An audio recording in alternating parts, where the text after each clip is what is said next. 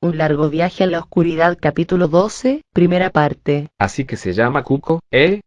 Dijo el anciano durante la corta caminata, como tratando de romper el hielo. Lindo nombre para un perro. Al menos, a este le sienta muy bien. Quiroga no respondió. La chica hizo un gesto airado con la cabeza, volviéndola de un lado a otro.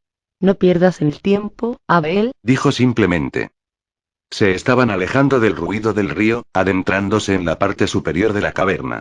Como Quiroga había supuesto, el sitio era lo suficientemente grande como para albergar un estadio de fútbol, quizás más. A medida que seguían caminando, el techo se hacía más bajo. Pudo ver entonces, a la luz de aquella extraña bola azulada, enormes estalactitas suspendidas sobre su cabeza. Algunas de ellas parecían haber caído no mucho tiempo atrás, porque había pequeños montículos de piedras desperdigados sobre el suelo. Casi parecían tótems, o lejanos ídolos moldeados toscamente sobre la roca. Rodearon uno de esos montículos y luego se acercaron a la pared más inmediata, donde Quiroga de golpe descubrió una pequeña recámara, horadada de forma natural en la piedra, dentro de la cual 3 o 4 personas parecían dormir sobre un lecho conformado por trapos o telas sucias. A medida que se iban acercando, Quiroga pudo apreciar más detalles sobre el lugar. Había algunos trastos acomodados en los rincones, como sillas y pequeñas mesas plegables, más trapos o telas, incluso había algunas cacerolas de metal apiladas unas sobre otras, abolladas por los golpes y ennegrecidas por el fuego. Una de las sombras en la cueva pareció oírlos y se incorporó. Para sorpresa de Quiroga, no se trataba de un humano, sino de un perro, de raza mediana y de un deslucido color negro o gris oscuro. Primero meneó la cola en señal de reconocimiento, sin dudas observando a Abel o a Katy, pero al ver a Cuco pareció ponerse en guardia y su cuerpo se tensó, como preparándose para una pelea. Quiroga de inmediato se volvió hacia su perro. Quieto, Le dijo, extendiendo una mano en su dirección. quieto, Cuco. El otro perro, que no pensaba quedarse quieto, comenzó a acercarse. Quiroga, que conocía a los perros muy bien, supo al ver su postura que sus intenciones no eran agresivas, pero de quien desconfiaba era de Cuco. Sabía que era antisocial y malhumorado, casi tanto como yo, solía pensar divertido. Pero su sorpresa fue total al ver que los perros se llevaban bien. Luego de unos segundos de mutua y cautelosa inspección, los canes comenzaron a jugar y a perseguirse mutuamente, como si se encontraran en un parque cualquiera. Solo faltaba el sol brillando en lo alto y unos fresbés cruzando el aire, pensó Quiroga, y todo podría tener apariencia de normalidad. Miró en derredor, la tosca cueva en la que se refugiaban esas personas, y sobre todo la tenaz oscuridad que a duras penas era perforada por la luz de las linternas. Claro que aquello no era un parque. Se parecía, en realidad, a un campo de refugiados y inmediatamente después de pensar en esto, supo que había dado en el blanco, esas eran las palabras indicadas para definir lo que tenía delante de sus ojos. Un campo de refugiados. Miró hacia Abel como para decir algo, pero el anciano, tal vez intuyendo su propósito, desvió la vista y se agachó para manipular un cacharro que parecía un tupperware lleno de mugre y raspaduras, ubicado a un costado de la cueva. ¿Y bien? Dijo Katy al cabo de un momento, con una sonrisa cínica en los labios. ¿Qué te parece tu nuevo hogar? Este no es mi hogar, Murmuró Quiroga de inmediato. tal vez sea el tuyo, pero el mío seguro que no. La chica, como toda respuesta, lanzó una sardónica risotada y se metió dentro de la cueva. Al mismo tiempo, Abel se le acercó con un jarro lleno de agua. Beba, Le dijo, extendiéndole el vaso. antes teníamos algo de alcohol, pero hace rato las babosas no nos traen nada. Quiroga pensó en rechazar el agua, pero la verdad es que se moría de sed. Aceptó el vaso y dio unos pequeños tragos.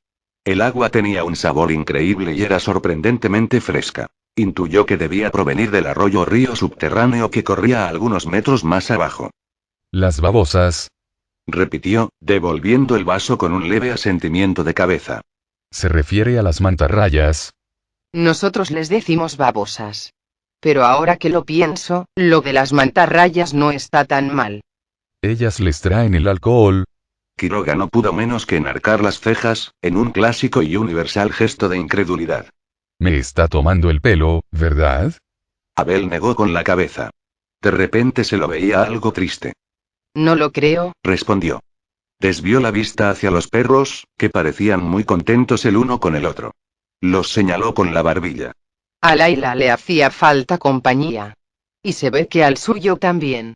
Y eso es bueno. La compañía, digo. La vida aquí abajo puede hacerse muy difícil. No sé de qué vida me está hablando, no entiendo nada. Yo solo quiero salir de aquí. El anciano le clavó una mirada indescifrable. ¿Y usted cree que nosotros no? ¿Que estamos aquí porque queremos? Señaló hacia la cueva, al tiempo que bajaba un poco la voz. Pregunte a esas personas que duermen allí. Pregúntele a Ramiro, que hace 5 años no ve la luz del sol. Pregúntele a Lucrecia. La pobre tiene 32 años, pero parece de 60. Y también tenemos a una mujer, todavía no sabemos su nombre. Llegó hace 2 días, y nunca despertó. Tiene una herida en la pierna, creo yo de bala, y se encuentra muy grave. ¿Usted cree que está contenta de estar aquí, donde lo único que podemos hacer es poner paños fríos en su frente, para bajarle la fiebre? Una mujer. Dijo de inmediato Quiroga. ¿Dónde está? El anciano señaló hacia el interior de la cueva, donde Katy, increíblemente, parecía dispuesta a echarse a dormir junto con las otras 2 o 3 personas. Está allí, dentro de una pequeña recámara que dispusimos para la gente enferma. De esa manera, nadie los molesta, y pueden descansar con cierta tranquilidad. Quiero verla. Abel le dirigió una mirada alerta y cautelosa. ¿Por qué? Creo que la conozco. O al menos, sé quién es. Mi compañero. Se dio cuenta de que el relato que iba a contar sería demasiado desordenado y se detuvo para organizar sus ideas. Sin dudas la mujer debía tratarse de Liana. Los tiempos coincidían. Aunque no sabía a ciencia cierta de dónde o por qué había recibido el disparo, podía darse una idea más o menos acabada. Dan, en su desesperación por detener a la criatura, sin dudas había disparado contra la criatura, hasta que una de las balas accidentalmente había terminado en la pierna de Liana. No podía estar seguro al 100%, pero casi seguro que había ocurrido algo así. Mi compañero. Volvió a repetir, buscando en su mente la forma de contar la historia sin que la misma resultase demasiado larga o complicada. Eso requería hablar, y él, acostumbrado a sus largos silencios en la cabaña del bosque, lo evitaba siempre que podía. Así que optó por decir lo siguiente. Ingresé a la mina de San Ignacio con un hombre llamado Dan, que buscaba a su esposa Liana. Él la perdió hace 3 noches, una de esas mantarrayas, o babosas, o como diablos se llamen, se la llevó. Y creo que la mujer que usted menciona se trata, precisamente, de Liana. Es por eso que me gustaría verla. ¿Dónde está su compañero? No lo sé. Lo perdí. Sufrimos el ataque de esas cosas y una de ellas me agarró. Y luego no recuerdo qué sucedió. Cuando desperté, estaba dentro de las tripas de esa hija de puta. Se estremeció abruptamente. No quiero volver a recordarlo. Fue muy extraño. El anciano asintió, como si comprendiera perfectamente lo que estaba diciendo. Entonces Quiroga tuvo una pequeña revelación. Este tipo, y Katy, y tal vez todos los otros que se encuentran aquí, llegaron de la misma piedra. No supo qué sentir o pensar al respecto, pero era indudable que había algo sistemático detrás de toda esa locura. Tal vez con un poco de suerte, si es que se daba la ocasión, podría llegar a averiguarlo. ¿Y esa mujer, Liana, usted dice que la conoce? Quiroga se encogió de hombros, algo molesto. No. Nunca la vi. Pero pensé que... Y entonces, si nunca la vio, ¿cómo piensa reconocerla? Ante la mirada airada de Quiroga, que no prometía nada bueno, el anciano trató de suavizar la pregunta. Es que no quiero molestarla. Está muy mal. Y además, los otros podrían despertarse. ¿Qué otros? El anciano volvió a señalar hacia la cueva. Los que duermen allí. Seré silencioso. Como una de esas mantarrayas. Lo prometo. Si usted insiste, pero le advierto que la gente que duerme ahí no es tan amable como yo, o como Katy. Así que Katy es amable. Menos mal, trató de ironizar Quiroga. Más amable que usted, ¿seguro? Contestó Abel, rápidamente. Y antes de que Quiroga pudiera replicar, continuó. Le decía que los otros necesitan dormir, y se molestan si alguien los despierta. Están cansados y algunos, como el mencionado Ramiro, llevan 5 años aquí dentro. Y también hay otros, que usted ya conocerá, que están aquí desde que tienen memoria. Hay otros. ¿Cuántos son en total? 10, Dijo el anciano. con usted, somos 10. Siempre somos 10. 10. Sí. Y ahora, limítese a seguirme y no diga una sola palabra. Iremos a ver a la mujer. Ya tendrá tiempo para las preguntas. Está bien, concedió Quiroga, volviéndose a Cuco. quieto ahí, Cuco. No me sigas. Regresaré pronto, ¿está bien? El perro lo miró, inquisitivo. Ahora había dejado de juguetear, aunque el otro perro insistía en lamerle y oler diferentes partes de su cuerpo. Está recuperando su compostura, pensó Quiroga. Si el otro perro no se tranquilizaba, muy pronto Cuco le mostraría los dientes. Bien por ti, muchacho. Demuéstrale quién es el que manda aquí abajo. Regresó la vista hacia la cueva, y se dispuso a seguir al anciano, pensando en aquella enigmática frase que éste acababa de decir. Siempre somos 10.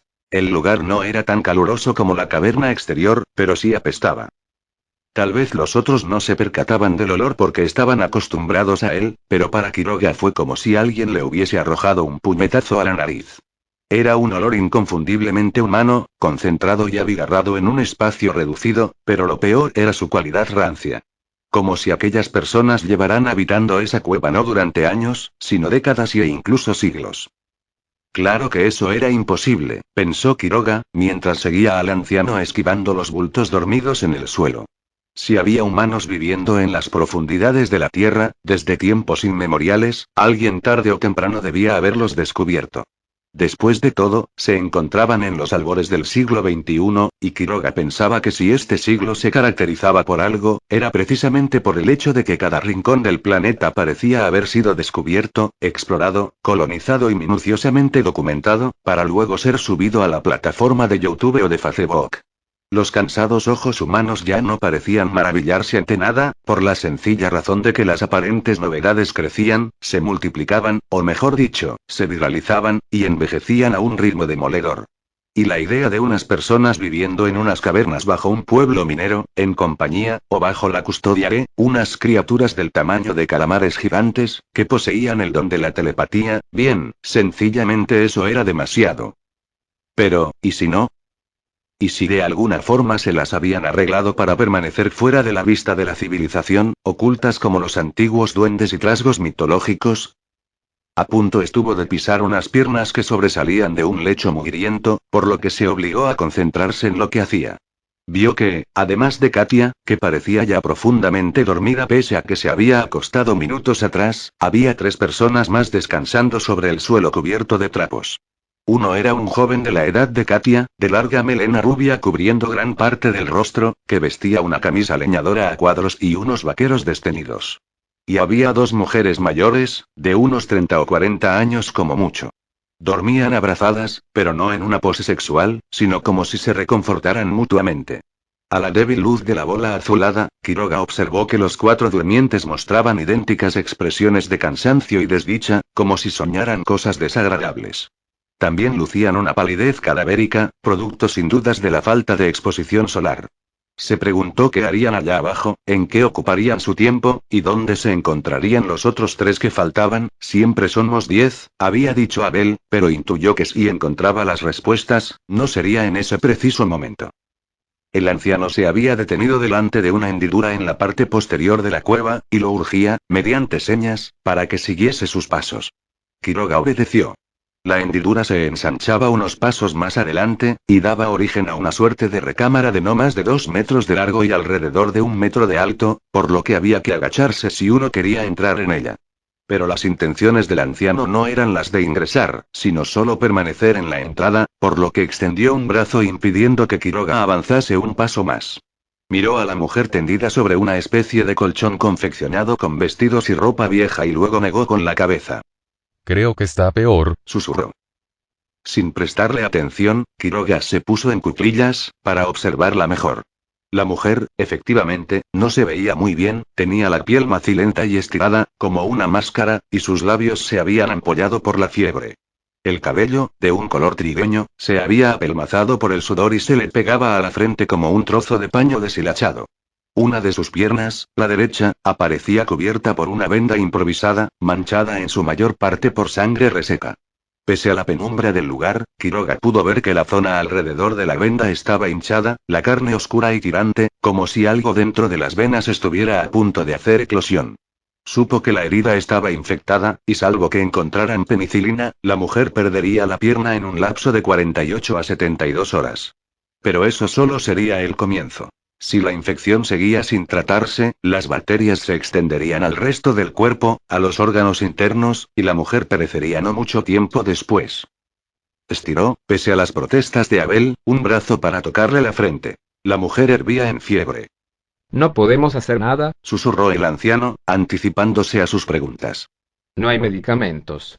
Solo paños fríos, para mitigar la fiebre. Estoy seguro que morirá. Lo tocó levemente en los hombros. Venga, vámonos. Dejémosla tranquila. Quiroga asintió. El viejo tenía razón. Si no contaban con los antibióticos adecuados, solo quedaba esperar. Retrocedieron sobre sus pasos y se alejaron de la cueva. Abel señaló, con la bola azulada, unas rocas que en conjunto parecían un altar pagano. Se acercaron al lugar y el viejo dejó caer su trasero sobre una piedra con una cierta forma de silla. No parecía muy cómoda, pero evidentemente se sentía a gusto sobre ella. Por favor, siéntese. No voy a sentarme, gracias. Abel se encogió de hombros. Señaló hacia la cueva que acababan de abandonar. ¿Y bien? Dijo. ¿La reconoce, o no? Le dije que nunca vi a Liana, pero creo que sí, es ella. Me lo dice una corazonada. ¿Una corazonada? Quiroga lo miró a través de la semipenumbra. Confío mucho en ellas. El anciano pareció meditar profundamente aquellas palabras. ¿Tiene ganas de hablar, o prefiere descansar un poco? Dijo al fin. La verdad, nunca tengo ganas de hablar. Reconoció Quiroga. Miró a su alrededor, buscando a Cuco. Lo encontró echado a unos pocos metros, en posición fetal al lado del otro perro. Sin dudas estaba agotado por lo que acababa de experimentar. Era un perro viejo y ya no tenía la energía de antes. Quiroga, sin darse cuenta, asintió cariñosamente. Volvió a mirar al anciano. Pero tampoco quiero descansar. Fue una noche muy larga, pero no podría dormir ni aunque mi vida dependiera de ello. Abel sonrió. Se sorprendería. En este lugar, no hay mucho que hacer, aparte de dormir. Lo hacemos siempre que podemos. Claro que también tenemos que cumplir con... Miró a Quiroga, como intuyendo que estaba revelando mucha información de golpe. Ya le explicaré a su debido momento. ¿Y qué tal ahora? El anciano negó con la cabeza, tristemente. Créame. Tendremos mucho tiempo para hablar. Por experiencia, sé que demasiada información puede resultar peligrosa. La gente nueva no reacciona muy bien cuando se entera de la situación aquí abajo. Prefiero comenzar poco a poco. Usted es el encargado de recibir a los nuevos. Iba a decir habitantes, pero la palabra no le gustó y optó por cambiarla por otra. Compañeros. No, aquí nadie representa ningún rol. Excepto, claro, por Eugenio Bernis. Todos los demás, somos iguales entre nosotros. Y a veces, es cierto, yo recibo a los recién llegados, trato de contenerlos y explicarles las cosas, pero solo porque tengo un poquito más de paciencia que los demás. ¿Quién es Eugenio Bernis? Oh, es nuestro supervisor. ¿Un supervisor? ¿Tienen alguien que los supervisa? Le pareció que el rostro del anciano se ensombrecía, y que sus ojos se desviaban hacia un punto indefinible, como si de repente recordara algo que nunca debía haber olvidado. Ya lo sabrá a su debido tiempo, Dijo al fin, y antes de que Quiroga pudiera insistir en la pregunta, el viejo retiró una roca suelta a un costado de la piedra con forma de banco. Debajo de la piedra había un hueco, y dentro del hueco una botella de whisky, que aún contenía unos tragos. Sacó el tapón y bebió un poco, del pico, y luego le ofreció la botella a Quiroga. Sé que anteriormente dije que no teníamos para beber, pero mentí. No hay muchos sitios donde esconder esto, pero al parecer los otros todavía no se dieron cuenta. Así que aproveche. Preferiría usarlo para Liana. Para cuando el alcohol medicinal se agote. Tenemos suficiente alcohol medicinal para ella. Insistió Abel. Vamos, hombre, aflójese un poco. Quiroga cedió. Bebió unos tragos y luego le devolvió la botella. No lo hubiese reconocido ni en 1.000.000 de años, pero se sintió un poco mejor al sentir el calor de la bebida bajando rápidamente por su garganta. Se pasó una mano por los ojos de repente humedecidos y luego dijo, bajando un poco la voz. Dígame de una buena vez dónde estamos, Abel. Y si hay alguna posibilidad, siquiera remota, de escapar de aquí. Sé que usted quiere protegerme, dosificar la información para que yo la digiera de a poco, pero créame que soy lo suficientemente fuerte como para soportar cualquier cosa. Si sigue dando vueltas con el asunto, creo que enloqueceré. Haremos un trato. Dijo el viejo, luego de escudriñarlo durante unos cuantos segundos. Primero dígame su nombre, y entonces yo le diré todo lo que necesita saber. Quiroga, Dijo Quiroga, lanzando un suspiro y extendiendo, dubitativo, la mano derecha, que el otro se apresuró a estrechar. Alberto Quiroga. Un placer. Y siento haber sido un poco brusco al principio, pero yo soy así. Hace mucho vivo solo, y no estoy acostumbrado a tratar con gente desconocida. El incidente ya está olvidado. Aseguró el anciano, echando otro trago a su garguero. Puedo asegurarle que hay cosas peores, y usted mismo, dentro de poco, lo atestiguará. Así que le conviene escucharme con atención, y abra su mente todo lo que pueda. ¿Quiere otro trago, antes de continuar? No, gracias. Muy bien. Dijo Abel. Volvió a poner el tapón en la botella, con un cuidado que a Quiroga le resultó sospechosamente excesivo, y la guardó con el mismo recelo bajo la roca al costado del banco. Y luego, echando una última mirada a su alrededor, como para asegurarse de que no hubiera nadie escuchando en las cercanías, comenzó a hablar. Continuará. Se acercan tiempos de respuestas, amigos. Ya hemos llegado a la segunda mitad de la novela, el final comienza a verse en el horizonte, a partir de ahora comienza la acción de la buena. Es decir, ¿qué rayos son estas criaturas? ¿Qué es lo que quieren de los seres humanos? ¿Cómo hará Quiroga para escapar? ¿Y dónde se metió Dan? Amigas y amigos, aquí termina un nuevo capítulo, espero que esta historia esté siendo de su agrado. Quiero agradecerles a aquellos que se suscriben a mi canal y le dan like a los vídeos. No olviden comentar qué les parece la historia. Ahora os dejo con la tercera y última parte de El perro del infierno, además de 2 historias más. Recuerden, apaguen las luces y pónganse los auriculares para un mejor efecto. Hasta el próximo vídeo al pueblo. La gente evitaba mirarlos. Ya eran más de las 2 de la madrugada, pero muy pocos podrían dormir esa noche de luna llena. Una noche más. Los aullidos del perro se escuchaban con toda nitidez, les llegaban desde el bosque y ponía carne de gallina incluso hasta los bebés que no sabían qué era lo que estaba pasando. O quizás sí. Enrique detuvo el coche frente a la casa de Álvaro. El abuelo de Álvaro estaba esperándolo en la puerta, fumando una pipa. El muchacho aún se aferraba el pómulo. El puñetazo de Enrique le había abierto la piel y tenía un ojo hinchado. Bajó del auto y observó a Enrique con rabia, mientras su abuelo se acercaba para ponerle una mano en el hombro. Te odio, Le dijo Álvaro. odio todo este pueblo cobarde y enfermo. Me las pagarás, Enrique. Y tú, abuelo, quítame las manos de encima. Me has mentido. Me has engañado como a una criatura. Nada fue como lo dijiste. Nada. Dio media vuelta y se fue. Enrique hizo amague de bajar del auto y seguirlo, pero el abuelo lo detuvo con un ademán. Déjalo. Ya se le pasará. Está asustado. Y enojado consigo mismo. Pero es que aún no sabe que no tenemos alternativa, Enrique. Eso es todo. El tiempo curará sus heridas. Y entonces, cuando eso pase, volverá a hacerlo, piensa Enrique con amargura. Porque a eso se reduce todo, ¿no? A resignarse. A dejar que el miedo te paralice primero, y te haga disfrutar después. Porque, ¿cómo negar el sentimiento de oscuro regocijo que se adivina en los ojos del abuelo, de la vieja Carretore, de los habitantes más antiguos del lugar? Incluso, válgame Dios, de algunos de los muchachos más jóvenes. Larga vida al perro, piensa socarronamente Enrique mientras se dirige a su casa, su solitaria y asquerosa casa, a la cual nadie nunca quiere entrar. Toma un trago de una botella que guarda en la guantera y cierra los ojos con fuerza al sentir el horrible ardor bajando por su garganta.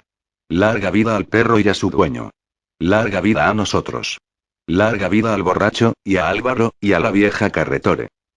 El perro sigue aullando. Nadie en el pueblo podrá dormir esa noche. La luna se esconde detrás de unas nubes y por momentos parece teñida en sangre. Ojalá que regrese pronto, piensa Enrique, tomando otro largo trago. Que regrese y nos mate a todos. El hombre alto. El maldito y jodido hombre alto. Termina de emborracharse horas después. Su cabeza al fin cae rendida sobre el brazo del sillón. La gente en las calles murmura, comienza a retirarse hacia sus hogares. Saben que han cumplido. Saben que han cuidado al perro del hombre alto, una vez más. Lo que no saben es hasta cuándo tendrán que hacerlo.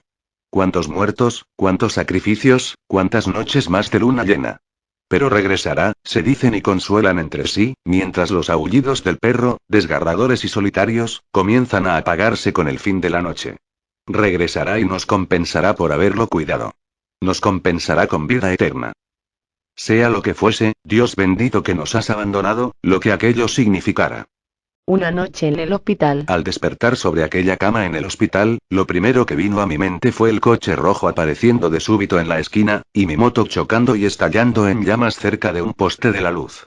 Recordé las interminables volteretas en el aire y finalmente el doloroso choque contra el asfalto mojado. Luego, la oscuridad. Me incorporé de la cama y miré hacia los pies. Esperaba encontrar mi cuerpo cubierto de yeso, pero me sorprendió descubrir que ni siquiera tenía una escayola en el brazo. Había salido milagrosamente ileso del accidente, y apenas si me dolía la cabeza, aunque me sentía más mareado que otra cosa. Giré la vista hacia la ventana. Pese a que las celosías estaban cerradas, supuse que debía ser de noche, porque el hospital estaba en calma y no se escuchaba el bullicio habitual de un sanatorio durante las horas diurnas. Parece que fue un accidente con suerte, Dijo una voz a mi derecha. Miré en esa dirección, y vi a un anciano recostado en la cama vecina, que leía un libro. Le dije que sí, que probablemente así había sido, y luego le pregunté si sabía cómo llamar a las enfermeras. Tiene un timbre ahí al costado. Dijo el viejo, con gestos sorprendidos. ¿Acaso le duele algo? No, pero tengo sed. Mucha sed. Hace mucho que estoy aquí. No tengo idea, amigo. A mí me trajeron esta mañana, y usted ya estaba en la sala. Toqué timbre varias veces, pero la enfermera nunca apareció. De verdad me moría de sed, así que me levanté y me metí al baño y tomé agua del grifo. Cuando regresé, el viejo parecía dormido y su cuerpo flotaba, como un globo, a unos 40 centímetros de la cama.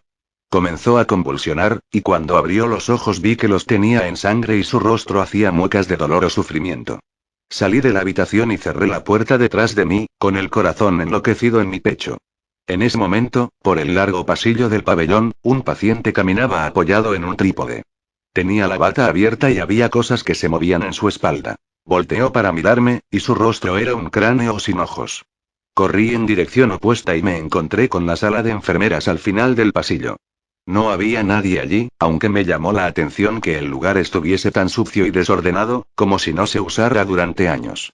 Algunos azulejos habían caído de las paredes y el mueble del escritorio estaba cubierto de polvo y de trozos de mampostería desprendidos del techo.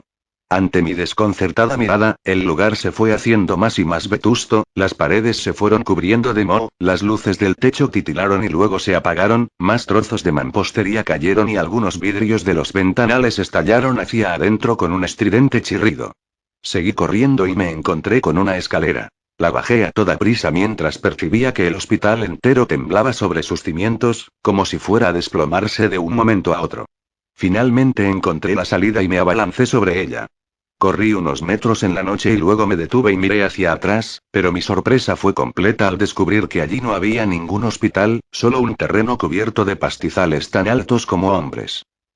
Caminé unos pasos por la calle desierta, sin saber qué hacer. Enseguida me encontré con el vigilante del barrio que refugiado en su garita trataba de encender un cigarrillo. Hombre, no sabe lo que acabo de ver, le dije con voz temblorosa. El vigilante no me prestó atención, por lo que seguí caminando. 2 cuadras más adelante me topé con un grupo de personas reunido en la calle. Cuando me arrimé vi el coche rojo destrozado, y mi motocicleta hecha un amasijo de hierros retorcidos en la acera. Había un cuerpo inerte sobre una camilla, bañado por las luces intermitentes de la ambulancia. Me acerqué a tiempo para contemplar mi rostro ensangrentado y desfigurado, los ojos ya sin vida, antes de que uno de los paramédicos lo cubriera con una sábana. La lavadora. Mi madre tenía una fobia especial a la lavadora. Era uno de esos viejos aparatos de tambor horizontal, que tenía una paleta giratoria en el centro. Siempre que mi madre tenía que meter la mano en el agua jabonosa del tambor, para retirar las prendas, lo hacía a regañadientes y adoptando una posición de defensa, como si se preparara para huir. Una vez, durante una tarde de lluvia, le pregunté sobre aquel miedo en particular. Mi madre esa vez había bebido demasiado y quizás por eso fue que me refirió una historia que me dejó helado. Dijo que hace mucho, cuando yo contaba con unos meses de edad, ella estaba esperando que terminara el ciclo de lavado cuando la máquina comenzó a emitir un sonido extraño. Era como un zumbar grave, dijo, que aterradoramente se parecía al respirar de una persona. Mi madre quedó impresionada y se metió en la casa, pero luego se tranquilizó y se dijo a sí misma que se estaba dejando asustar como una chiquilla. Regresó a la máquina, que ya había terminado de lavar, y metió la mano en el agua turbia para sacar las prendas. Entonces sintió un dolor agudísimo en la mano, y cuando trató de retirarla se vio imposibilitada de hacerlo, había algo allí abajo que la retenía y le desgarraba la piel. Ella gritó y volvió a tironear, y en ese segundo intento logró retirar la mano y chorreante de agua jabonosa y de sangre. Le faltaba un dedo, el anular, lo que fuese que estaba allí bajo el agua se lo había arrancado. Se sentía a punto de desmayarse y no entendía nada. Y en ese momento ocurrieron dos cosas. Primero, la máquina comenzó a funcionar de nuevo pese a que la tapa estaba abierta, hecho que según el manual de instrucciones era imposible. Lo segundo que ocurrió fue lo peor de todo. Del agua turbia comenzó a salir una cabeza. Una cabeza pelada, diabólica, de ojos amarillos que se fijaban en ella. Sonreía. Entre sus labios tenía el dedo sangrante de mi madre, que aún se retorcía como una lombriz en el anzuelo. Mi madre alcanzó a cerrar la tapa de la lavadora y corrió a meterse dentro de la casa. Ese fue el relato que me contó mi vieja aquella tarde. Pero mi padre después contó otra cosa. Dijo que el dedo lo perdió en un accidente laboral, mientras estaba borracha. Pero si esa historia es cierto, ¿por qué mi madre eligió contar algo tan terrible a un chico de 10 años? Mis padres fallecieron tiempo después, y aún me sigo preguntando lo mismo.